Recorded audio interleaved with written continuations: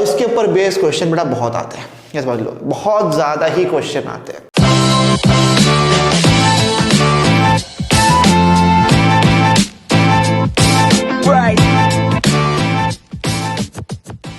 Hey guys, welcome back to GKP 360। तो आज हम लोग शुरू करने वाले thermal properties of matter part 2 और कैलोरीमेट्री के बारे में जरा पढ़ लेते हैं। कैलोरीमेट्री में होता क्या है? बेसिकली कैलोरीमेट्री में होता क्या है ना, एक बेसिक प्रिंसिपल के ऊपर काम करता है। किसके ऊपर काम करता है बेटा? Heat lost is equal to heat gain. ये बेसिक फंडा अगर आपको समझ में आ गया तो बहुत ही आसान हो जाएगा कैलोरीमेट्री का टॉपिक समझना। आप बोलोगे सर कैसे होगा ये? बहुत आसान है बेटा, ज़्यादा मुश्किल तो है नहीं। ठीक है, अब कैसे हो? मान लो कि अभी ठंडी का टाइम चल रहा है, आपको जो है नहाना है। आपको क्या करना है? नहाना है। पानी ठंडा है, आप क्या करते हो? सर गर्म पानी मिला देंगे, मस्त एकदम टेम्परेचर अच्छा हो जाएगा, फिर नहाएंगे एकदम अच्छे से। तो क्या हुआ बेटा इसमें? पानी ठंडा था, पानी आपने गर्म किया, एकदम गर्म पानी था, उसको मिलाया आपने, टेम्परेचर क्या हो गया? नॉर्मल हो। कैसे नॉर्मल हुआ बेटा पानी का?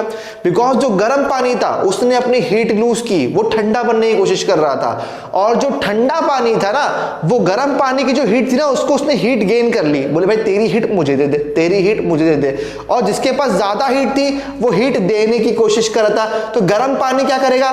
ठंडे पानी को हीट देगा। ठंडा पानी क्या करेगा? गर्म पानी की हीट लेगा। तो दोनों क्या होंगे? धीरे धीरे करके नॉर्मल पे आ जाएंगे और एक मस्त अच्छा सा टेम्परेचर है, पानी बनता है, उसको मस्त आप आराम से नहा सकते हो। सही बात है कि नहीं? गलत तो नहीं कह रहे? बराबर। ठीक है, तो heat gain is equal to heat loss. इसी प्रिंसिपल पे कैलोरीमेट्री काम करता है और इसके ऊपर बेस्ड क्वेश्चन बेटा बहुत आते हैं, ये समझ लो, बहुत ज्यादा ही क्वेश्चन आते हैं। तो आज हम लोग कुछ क्वेश्चंस भी सॉल्व करेंगे, और देखेंगे भैया किस तरीके से क्या काम होता है। सबसे पहले कुछ डेफिनेशन और कुछ वैल्यूज जो है जिनको याद रखना बहुत जरूरी होता है। पहला डेफिनेशन आपका है स्पेसिफिक हीट कैपेसिटी का। किसका डेफिनेशन? स्पेसिफिक हीट कैपेसिटी का। It is the amount of heat energy required. ठीक है बेटा, क्या है? स्पेसिफिक हीट कैपेसिटी को हम लोग एस से रिप्रेजेंट कर देते हैं। किससे रिप्रेजेंट कर देते हैं? एस से। तो it is the amount of heat required, मतलब delta Q, amount of heat required, जितना भी हीट चेंज हो रहा है, जितना भी हीट हम लोग दे रहे हैं। ठीक है, तो डेल्टा क्यू डेफिनेशन के सबसे फॉर्मूला कर लेंगे बेटा, बहुत आसान है। ठीक है, डेल्टा क्यू हीट एनर्जी को हम लोग क्यू से यहां पर रिप्रेजेंट करते हैं। Required to raise the temperature of unit mass. Temperature raise करना किसका? यूनिट मास का बेटा। यूनिट मास मतलब एक मास, 1 kg की बात हो रही है यहाँ पे। तो ये क्या होगा? m by 1 degree Celsius. ठीक है, बाय 1 डिग्री सेल्सियस। बेटा यहाँ पे एक चीज का ध्यान रखना, यहाँ पे एक चीज का बेटा बहुत ज्यादा ध्यान रखना। ठीक है, कि यहाँ पे चेंज इन टेम्परेचर की बात होगी हमेशा। जब टेम्परेचर रेस करने की बात हो रही है, टेम्परेचर बढ़ाने की बात हो रही है एक यूनिट मास की, तो चेंज इन टेम्परेचर की बात होगी। तो ये क्या है बेटा? Delta T. तो S is equal to delta Q. क्यों क्या बोला इधर? It is the amount of heat energy required, जो उसको हीट एनर्जी की रिक्वायरमेंट है उसको हमने डेल्टा क्यू से रिप्रेजेंट कर दिया, to raise the temperature of unit mass. तो एक मास की बात है तो डिवाइड करेंगे। क्या करेंगे? डिवाइड करेंगे। और रेज द टेम्परेचर मतलब चेंज इन टेम्परेचर की बात हो रही है, टेम्परेचर बढ़ाने की बात हो रही है। ऑफ यूनिट मास मतलब डिवाइड में दोनों चला जाएगा, of a substance by 1 degree Celsius. समझ में आ गया? अब कुछ लोग ना इधर 1 डिग्री सेल्सियस को 1 केल्विन भी लिख देते हैं, तो बहुत सारे लोग समझ लेते हैं भाई कि 1 डिग्री सेल्सियस तो 1 केल्विन एक ही बात होती नहीं बेटा, यहाँ पे चेंज की बात हो रही है। Change in 1 degree Celsius is equal to change in 1 Kelvin. ठीक है, समझ में आ रहा है? यहाँ पे चेंज की बात हो रही है। किसकी बात हो रही है? चेंज की बात हो रही है यहाँ पे। फिर बात करते हैं molar heat capacity. Molar heat capacity इसको लोग किससे रिप्रेजेंट करते हैं? सी से रिप्रेजेंट करते हैं। ठीक है, किससे रिप्रेजेंट करेंगे? सी से। सेम चीज है जो इधर है, वही सेम। क्या बोला? It is the amount of heat required. तो सी के लिए करेंगे बेटा delta Q upon to raise the temperature, वही same, raise the temperature, temperature बढ़ाना है डेल्टा टी की, ऑफ 1 मोल। लेकिन किसकी बात हो रही है? 1 मोल। तो अगर 1 मोल के आप करेंगे तो आप क्या करते हो? नंबर ऑफ मोल्स को डिवाइड कर देते हो 1 मोल के लिए, बराबर। तो क्या हो गया ये? N delta T. तो C is equal to delta Q upon N delta T, जहां पे आपका डेल्टा क्यू जो है वो हीट रिक्वायर्ड है, हीट एनर्जी रिक्वायर्ड है, एन आपका नंबर ऑफ मोल है, डेल्टा टी आपका चेंज इन टेम्परेचर है। ठीक है, कोई दिक्कत वाली बात तो नहीं है? मस्त एकदम मजा आ रहा है। ओके, फिर हीट कैपेसिटी की बात करते हैं। यहां पे ना हीट कैपेसिटी में ना हम लोग किसकी बात करते हैं? पूरे सब्सटेंस की बात करते हैं, पूरे सब्सटेंस की बात कर रहे हैं यहाँ पे। ठीक है, किसकी बात कर रहे हैं? पूरे सब्सटेंस की बात हो रही है। अच्छा, आप बोले कैसे भैया? कैसे? ठीक है, इधर देख लो, इधर देख लो। यहां पे सिर्फ 1 मोल की बात हो रही थी, यहां पे सिर्फ यूनिट मास की बात हो रही थी, लेकिन यहां पे देखो क्या पढ़ रहे हैं हम लोग, it is the amount of heat required to raise the temperature of a substance, पूरे सब्सटेंस की बात हो रही है बाय 1 डिग्री सेल्सियस। किससे? By 1 degree Celsius. आपने बोला अच्छा ठीक है, तो हमने क्या लिख दिया, H is equal to D Q by D T. क्या लिख देंगे? H is equal to D Q by D T, the change in heat required with respect to time, time के हिसाब से, ठीक है, तो विद रिस्पेक्ट टू टेम्परेचर, ठीक है, टेम्परेचर की बात हो रही है यहाँ पे। तो आप क्या लिख सकते हो, आप क्या लिख सकते हो यहाँ पे कि delta Q is equal to H delta T, ये भी आप लिख सकते हो। क्या लिख सकते हो इसका? Delta Q is equal to H delta T. कोई दिक्कत तो नहीं है यहाँ पे, कोई प्रॉब्लम वाली बात तो नहीं है? ओके, हो गया। अब देखो अगर आप चाहो ना तो specific heat capacity, molar heat capacity और ये डेल्टा एच और डेल्टा क्यू, ये सब में ना आप लोग क्या कर सकते हो, रिलेशनशिप निकाल सकते हो। क्या निकाल सकते हो? एक रिलेशनशिप निकाल सकते हो। आपने बोला सर कैसे निकालेंगे, है ना? ठीक है, बताते हैं, कोई दिक्कत वाली बात नहीं, निकल जाएगी। तो एक काम करते हैं ना, पहले से थोड़ा इसका डेफिनेशन रब कर देते हैं, बिकॉज हम लोग को मालूम पड़ गया डेफिनेशन क्या है, डेफिनेशन में कोई दिक्कत तो नहीं है, ठीक है। तो अब रिलेशनशिप जरा निकाल देते हैं। देखो भाई, पार्ट 2 अगर समझना है तो पार्ट 1 समझना बहुत जरूरी है, ठीक है। पार्ट 1 जाकर के देख लेना उसको अच्छे से, जब तक पार्ट 1 वगैरह ये सब नहीं समझोगे ना, ये सब पार्ट 2 में आपको मजा नहीं आएगा। डायरेक्ट आप सोचो मैं डायरेक्ट कैलोरीमेट्री देख लूंगा, उसी में डाउट है, बट आप पार्ट 1 देख लेना, फिर ये समझ में आएगा आप लोग को बहुत अच्छे तरीके से, ठीक है। बहुत ठहर ठहर के आराम से जा रहे हैं, कोई दिक्कत वाली बात नहीं है। आपने सर रिलेशनशिप देखो, H का, S का, C का, सबका बदला लेगा तेरा ये H, ठीक है, समझ में आ रहा है? तो कैसे करेंगे बेटा हम लोग? हमने बोला भाई delta Q upon delta T is equal to H, सही बात है, कोई दिक्कत तो नहीं है। तो क्या हम लोग इसको अब यहां से अगर निकालने की कोशिश करो तो क्या होगा, MS is equal to delta Q by delta T। बोल सकते कि नहीं बोल सकते? MS is equal to delta Q upon delta T, M इधर मल्टीप्लाई हो गया, तो क्या मैं इसको ऐसे लिख सकता हूं कि H is equal to M into S?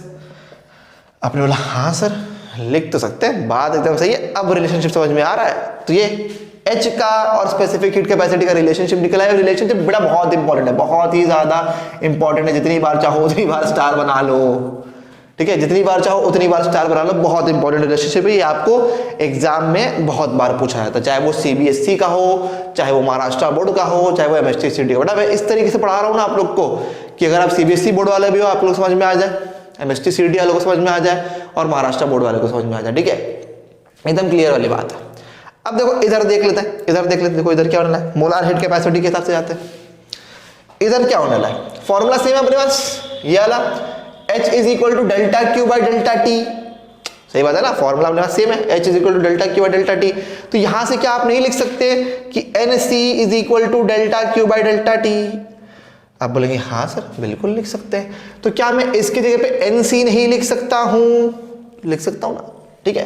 तो मैं लिख सकता हूं H is equal to NC। तो ये दो रिलेशनशिप है, ये H का हीट रिक्वायर्ड का और मोलार हीट कैपेसिटी का एक रिलेशनशिप, और एक हीट रिक्वायर्ड H का और स्पेसिफिक हीट कैपेसिटी का रिलेशनशिप। ये दो रिलेशनशिप बेटा बहुत ज्यादा इंपॉर्टेंट है, ठीक है, ओके।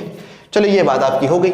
अब आते सम वैल्यूज टू रिमेंबर, मतलब कुछ चीजें जो आपको याद रखनी पड़ेंगी और याद रखनी भी चाहिए, बेटा बहुत इंपॉर्टेंट है, ठीक है। किस तरीके से इंपॉर्टेंट देख लेते हैं। क्या बोला है, specific heat capacity of water, इसको याद रखना, मतलब S, पानी का S कितना है। अगर जूल्स में है तो 4200 है, और अगर कैलोरीज में है तो 1 कैलोरीज है। 1 कैलोरीज कैसे बेटा, आपको मालूम है ना 1 कैलोरी कितना होता है, 4200 जूल्स के बराबर होता है, बराबर। तो 4200 जूल्स जो है 1 कैलोरी के बराबर होता है, मतलब 4.18 समथिंग कुछ होता है, बिकॉज ये किलोग्राम है, ये ग्राम है, समझ में आ रहा है। तो 4.18 के कुछ बराबर होता है, 1 calorie is equal to 4.18 joules. तो उसके आपसे बंदा चलेगा अप्रोक्सीमेशन, आप 1 कैलोरी बोल देंगे इसको, ठीक है, कोई दिक्कत वाली बात तो नहीं है। अब specific heat capacity of water, देखो याद रखना, याद करने का सबसे बेहतरीन तरीका यही है कि पानी से आधा होता है, 4200 जूल्स 2100 हो गया, 1 कैलोरी था 0.5 कैलोरी हो गया। तो याद करने का आसान तरीका है, पानी का याद कर लो, बर्फ का अपने आप याद हो जाएगा, ठीक है। लेटेंट हीट ऑफ फ्यूजन, आप बोलेंगे सर लेटेंट हीट के बारे में कुछ चर्चा हो जाए, ठीक है। इसकी वैल्यू तो याद रख लेना, कोई दिक्कत वाली बात नहीं, 80 कैलोरीज पर ग्राम, और वेपराइजिंग का 540 कैलोरीज पर ग्राम, ठीक है। आपने बोला अच्छा सर थोड़ा सा डिफाइन करके बता दीजिए हल्का सा, तो अगर अपने शब्दों में डिफाइन करें तो लेटेंट हीट बेसिकली हम लोग को चाहिए होता है फेज चेंज करने के लिए, फेज चेंज करने के लिए। ये शब्द बहुत इंपॉर्टेंट है, फेज चेंज करने के लिए, बिकॉज न्यूमेरिकल में बहुत ज्यादा ही काम आने वाला है। ठीक है, बिकॉज न्यूमेरिकल में बहुत ज्यादा ही काम आने वाला है। किस तरीके से काम आने वाला है कि ये फ्यूजन कब लगता है कि जब बर्फ जो है पानी बन रहा होता है या पानी जो है बर्फ बन रहा होता है। ठीक है, सॉलिड से लिक्विड, लिक्विड से गैस, सॉलिड से लिक्विड, लिक्विड से गैस। उसके लिए हम लोग किसका इस्तेमाल करते हैं? Latent heat of fusion of ice. क्या होता है? फेज चेंज हो रहा है, सॉलिड से लिक्विड, लिक्विड से सॉलिड। दोनों ही तरफ में आंसर 80 ही रहने वाला है, याद रखना। चाहे सॉलिड से लिक्विड बने, चाहे लिक्विड से गैस बने, वाइस वर्सा, आंसर क्या होने वाला है? मतलब आपका latent heat of fusion of ice क्या होने वाला है? 80 होने वाला है। तो ये बेसिकली किसके लिए होता है?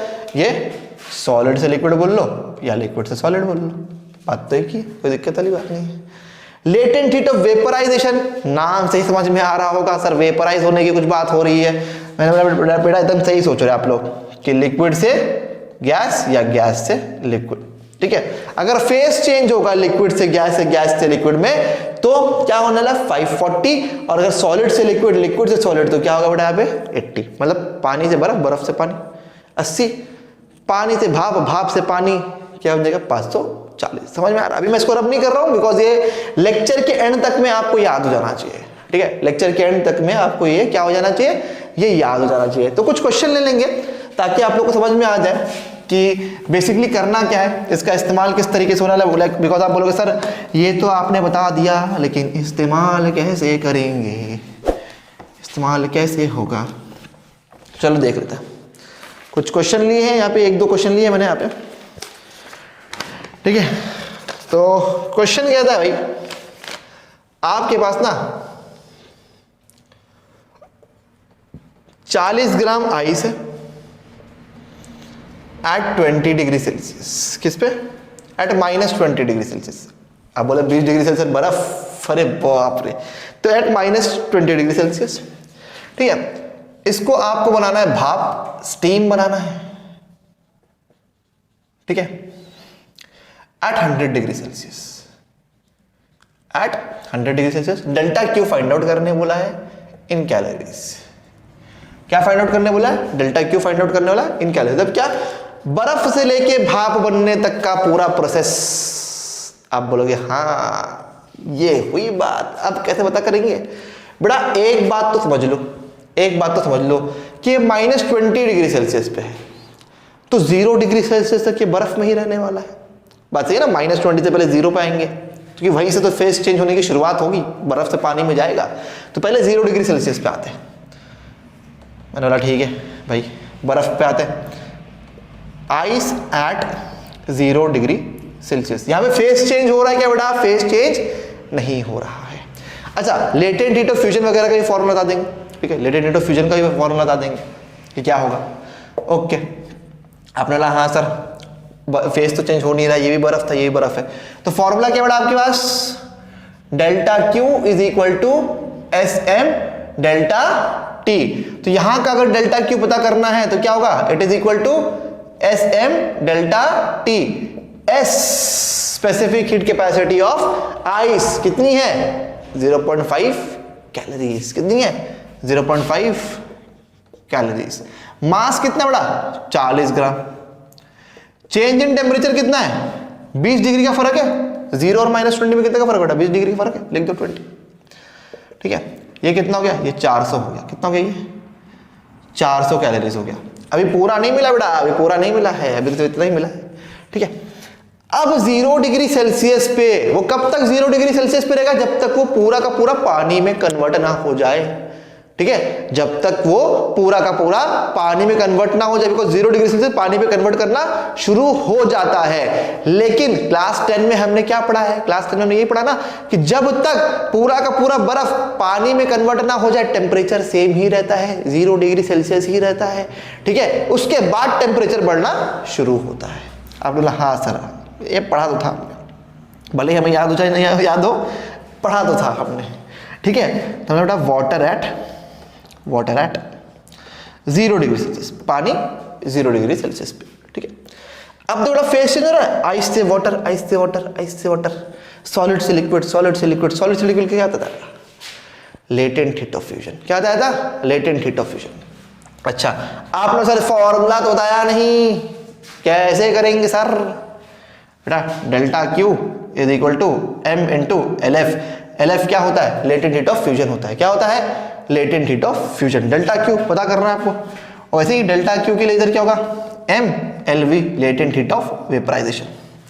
ठीक, तो सॉलिड से लिक्विड, सॉलिड से लिक्विड, सॉलिड से लिक्विड। आप कह लो सर फेस चेंज हो रहा है, इतनी बार मत चिल्ला, समझ में आ रहा है हम लोग को। मैंने बोला ठीक है भाई, गलती हो गई अपने से, कोई बात नहीं। मैंने बोला डेल्टा क्यू बड़ा इधर का, तो आपने बोला सर एम, मास थोड़ा 40 ही है, मास तो चेंज होने वाला नहीं है, तो एम एल एफ, मास हो गया 40। लेटेंट हीट ऑफ फ्यूजन बेटा कितना है? 80 है। कितना है? 80 है। मल्टीप्लाई कर दो इसको 80 से, कोई दिक्कत तो नहीं आती। आपने बोला हाँ सर आ गया 3200 कैलोरीज, बिकॉज कैलोरीज में आंसर चाहिए ना बेटा। आंसर किस में चाहिए? कैलोरीज में चाहिए। ओके, अब ये पानी कब तक रहेगा? जब तक कि 100 डिग्री ना पहुंच जाए। बात सही है कि नहीं? ये पानी कब तक रहेगा? जब तक कि वो 100 डिग्री सेल्सियस ना पहुंच जाए। हम बोला ठीक है भाई, पानी ही ले लेते हैं यहाँ पे। Water at 100 degree Celsius. अब फेस चेंज हो रहा है क्या बेटा? नहीं हो रहा, वाटर से वाटर ही है। सही है ना बात? वाटर से क्या है? वाटर ही है। तो दो चीजें तो कैंसिल हो गई। पहली बात तो ये वाला होगा ही नहीं, बिकॉज फेस चेंज ही नहीं हो रहा है। ठीक है, आपने बोला सर ओके, तो फॉर्मूला तो हमारे पास एक ही होता है, delta Q is equal to M S delta T. Okay, mass कितना है? 40। पानी की बात हो रही बेटा, specific heat capacity of water कितना होता है? 1 होता है कि नहीं होता है? तो एस तो हो गया 1। एस कितना हो गया? 1। डेल्टा टी मंजे का है, मतलब क्या? Change in temperature. कितने का फर्क आ रहा है बेटा? 100 डिग्री का फर्क आ रहा है कि नहीं? ये आ गया 100 डिग्री का फर्क। ये कितना हो गया? 4000 जूल्स। डेल्टा क्यू कितना हो गया बेटा आपका? 4000 जूल्स हो गया। ठीक है, अब ये वाटर से कन्वर्ट होगा किसमें? स्टीम। 100 डिग्री सेल्सियस पे स्टीम बनना शुरू हो जाता है, पानी बॉईल होना शुरू हो जाता है, और तब तक ये 100 डिग्री सेल्सियस पे रहेगा जब तक ये पूरी तरीके से स्टीम में कन्वर्ट ना हो जाए। बात सही बोल रहा हूं कि नहीं बोल रहा हूं? बोलो हाँ या ना। सही बात है कि नहीं? हाँ, तब तक रहेगा जब तक ये पूरी तरीके से स्टीम में। अब बोलो फेस चेंज हो रहा है क्या? भाई पानी से भाप बन रहा ना, फेस चेंज हो रहा ना भाई, लिक्विड से गैस, लिक्विड से गैस, लिक्विड से गैस। क्या लगाएंगे बताओ? ये लगाएंगे लेटेंट हीट ऑफ वेपोराइजेशन। क्या है वो? 540। तो क्योंकि चेंज हो रहा है भाई, डेल्टा क्यू कितना हो? Delta Q is equal to m L we, latent heat of vaporization. Mass कितना बड़ा? 40। ये कितना है? 540। मल्टीप्लाई कर लो बड़ा, ये हो जाएगा 16, ये हो जाएगा 21 और 2 0, तो 21,600 कैलोरीज। अब आपको क्या कैलकुलेट करना बेटा? Delta Q. किसके लिए? बर्फ से लेकर स्टीम तक बेटा, बर्फ से लेकर स्टीम तक। क्या करोगे? सारे के सारे को ऐड कर दो, सब ऐड कर दो। 400, 3200, 4000 जूल्स और 21,600 जूल्स, सबको ऐड कर दो, आपको टोटल मिल जाएगा आपको डेल्टा क्यू। कितना आसान था बेटा? कुछ मुश्किल था? एकदम इजी था। क्या किया उन्होंने? छोटे छोटे प्रोसेस में ब्रेक करना सीखो बेटा, छोटे छोटे प्रोसेस में ब्रेक करना सीखो। जब छोटे छोटे प्रोसेस में ब्रेक करना सीख जाओगे और हर प्रोसेस पर डेल्टा क्यू निकाल लो, हर प्रोसेस पर डेल्टा क्यू निकाल लो और सबको ऐड कर दो, तो बेटा बर्फ से बन गया ना ये भाप। इस तरीके से भाप बनेगा, इस तरीके से भाप बनेगा। ठीक है, तो डेल्टा क्यू इन कैलोरीज कितना मिलेगा बेटा? 400, 3200, ये हो गया आपका 3600, ये 7000 है, ये 4000 है। कितना हो गया बेटा आपका? 7600 और 21,600 इसमें ऐड कर दो। समझ में आ गया? आपको आंसर, आपको डेल्टा क्यू मिल जाएगा। क्लियर है? कोई डाउट तो नहीं है? हाँ, तुम लोग कैसे बोलो? कमेंट सेक्शन में बता देना मुझे डाउट है कि नहीं है, तो फिर इसके बाद और क्वेश्चन ले लेंगे हम लोग, कोई दिक्कत वाली बात नहीं है। अब एक क्वेश्चन दूसरे तरीके से, बढ़िया तरीके से लेते हैं। आप बोला सर इधर तो आपने बोला था heat lost is equal to heat gain, या heat gain is equal to heat lost, उसके ऊपर तो कोई क्वेश्चन आया ही नहीं। मैंने बोला टेंशन मत लो, दिक्कत नहीं है, ले लेते हैं, कोई दिक्कत वाली बात नहीं। ओके ओके, चलिए इसको कर देते हैं ना, इसको कर देते हैं। बड़ा ही सिंपल सा क्वेश्चन था, ज्यादा मुश्किल क्वेश्चन हम लोग लेते भी नहीं है, आसान सा क्वेश्चन था ये, एकदम सिंपल सा। आप देखो क्वेश्चन में क्या बोल रहा है।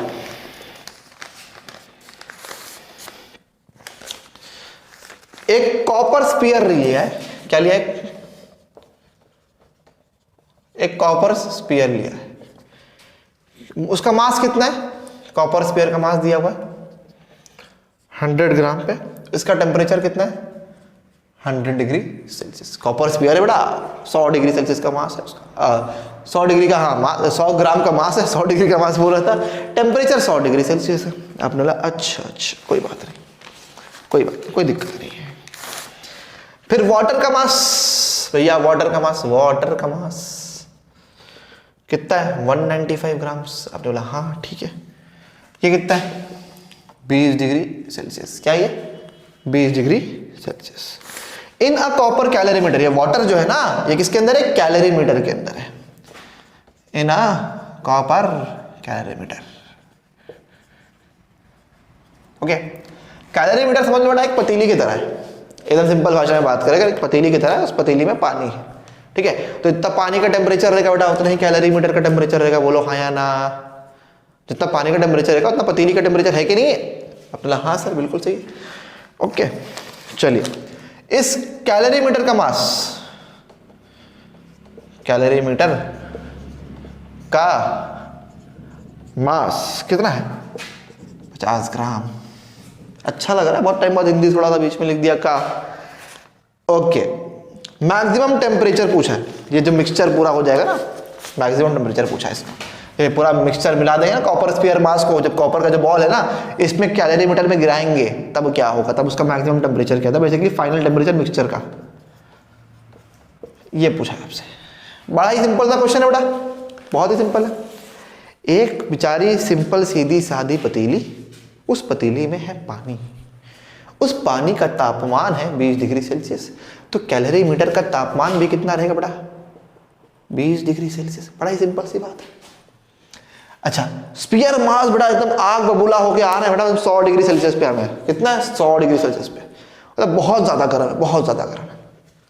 इसको इस तरीके गिरा दिया, कैलोरीमीटर में गिरा दिया, जब गिरा देगा, बहुत गर्म चीज है ये, ठंडी चीज है इसके मुकाबले में, तो क्या होगा, स्पीयर जो रहेगा वो क्या करेगा, वो अपनी हीट लूज करेगा। बेटा बहुत गर्म है ना, बहुत गर्म है, तो स्पीयर क्या करेगा, हीट लूज करेगा, बराबर ना, हीट लूज करेगा, हीट लूज करेगा, हीट लूज करेगा।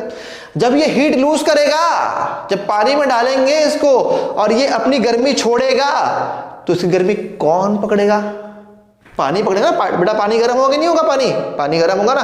अब पानी आप ऐसे ले लीजिए, कोई एकदम खौलती हुई चीज डाल दो उसमें पानी में, पानी गर्म होगा कि नहीं होगा बेटा, होगा ना। तो बेसिकली अगर पानी गर्म होगा तो कैलोरीमीटर भी गर्म होगा, बोलो हाँ या ना। अभी जस्ट मैंने बोला ना, पानी का जो तापमान है वो कैलोरीमीटर का भी तापमान है, पानी का जो तापमान है वो कैलोरीमीटर का भी तापमान है। जब दहकता हुआ कॉपर बॉल गिरा दोगे उसमें, तो पानी का तापमान बढ़ेगा, कैलोरीमीटर का भी तापमान बढ़ेगा। इसका मतलब क्या, हीट लॉस्ट, कौन हीट लूज करेगा, कॉपर स्पीयर अपनी हीट लूज करेगा बिकॉज गर्म था, और जो ठंडी चीज थी वो क्या करेगा, हीट गेन करेगा, वो गर्म होगा।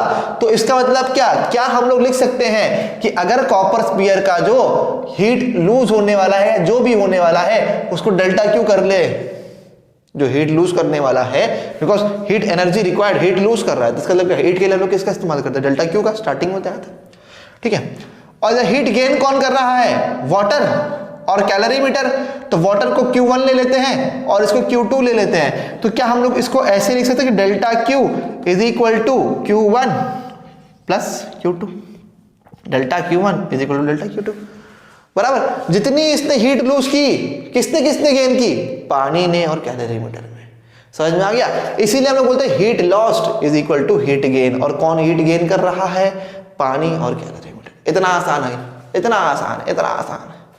अब सर पानी का तो आपने कॉपर का तो एस दिया नहीं बेटा, ले लो कॉपर का एस 0.1, पानी का तो मालूम ही है 1, क्वेश्चन में आपको कॉपर का दिया रहेगा, कोई दिक्कत वाली बात नहीं है। और कैलोरीमीटर भी बेटा कॉपर का ही बना हुआ है, तो उसके लिए भी एस कृपया करके 0.1 लेना, ठीक है। तो ये डेल्टा क्यू किसके लिए लिया बेटा, कॉपर स्पीयर मास के लिए लिया आपने। Sir S M delta T का फॉर्मूला डालेंगे, मैंने डाल दो बेटा, कोई दिक्कत नहीं है, एस एम डेल्टा टी डाल दो, बिना सोचे हमने डाल देना, S M delta T is equal to इधर भी same formula Sm delta T, मतलब इसका मास वास चेंज करेगा तो मैं लिखने के लिए बता रहा हूँ वैसे Sm डेल्टा टी।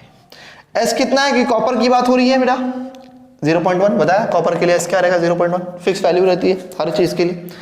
मास कितना है 100, और क्योंकि ये भाई साहब हीट लूज कर रहे हैं और हम लोग को maximum temperature, final maximum temperature हम लोग को नहीं मालूम है, तो क्या लिखेंगे 100 माइनस टी, टेम्परेचर लूज कर रहे हैं बेटा अपना वो, ठीक है 100 माइनस टी लिख दिया, इज इक्वल टू, ये तो पानी का एस है, पानी का एस है, हम बोले पानी के एस को हम जानते हैं वो क्या होता है, वो तो 1 होता है सर, बस तो 1 हो गया। मास कितना है पानी का 195 ग्राम्स, आपने sir 195। Temperature T minus 20 because ये हीट गेन कर रहा है बेटा, ये क्या कर रहा है, ये हीट गेन कर रहा है, ये क्या कर रहा है, ये हीट गेन कर रहा है। और हीट गेन तो भाई ये हमारे कैलोरीमीटर साहब भी कर रहे हैं, और कौन सा कैलोरीमीटर है, कॉपर का, तो कॉपर के लिए क्या बोला बेटा 0.1, मतलब कॉपर की पतीली है एक तरीके से समझ लो, सिंपल भाषा में बात करते समझ में आता है अपने को, ठीक है। तो कितना हो गया 0.1। मास कितना है देखो, कैलोरीमीटर का मास कितना है 50, तो 50, और जो इधर टेम्परेचर में चेंज होगा वही टेम्परेचर में चेंज इधर भी होने वाला है, तो T माइनस 20। बस इसको सॉल्व कर लो, T की वैल्यू निकाल लो, जीवन का आनंद आ जाएगा तुम्हें। समझ में आ रहा है, इतना आसान है बेटा, बिल्कुल मुश्किल नहीं है, बिल्कुल भी मुश्किल नहीं है, ठीक है। आपको अगर और क्वेश्चन चाहिए बेटा, इस टाइप के और क्वेश्चन जो है ना व्हाट्सएप ग्रुप में डालने वाले हैं बेटा, PDF वगैरह बना देंगे। ये माइक फंस गया था मेरे पैर में, ठीक है। हम लोग क्या करेंगे, इसका PDF बना लेंगे और तुम लोगों को ग्रुप में डाल देंगे, तो कोई दिक्कत वाली बात नहीं। अगर आपको और क्वेश्चन चाहिए बताओ, डाल देंगे, तो PDF ऐसे ही बना के डाल रहे हैं DP भी हम लोग, तो और क्वेश्चंस डाल देंगे। तो अगर तुम लोग कोई वीडियो पसंद आए तो लाइक करो, शेयर करो, सब्सक्राइब करो। कैलोरीमेट्री यहीं पे समाप्त होता है। इसके बाद हम लोग बात करेंगे हीट किस किस तरीके से बाहर निकलती है, रेडिएशन, कंडक्शन, कन्वेक्शन, ये सारी चीजों की हम लोग बात करेंगे। तुम लोग कोई भी डाउट रहेगा तुम लोग व्हाट्सएप पे मुझे कॉल या टेक्स्ट कर सकते हो 8425936062 पे। तो बस यार मुझे इतना ही कहना था। Thank you for watching the video.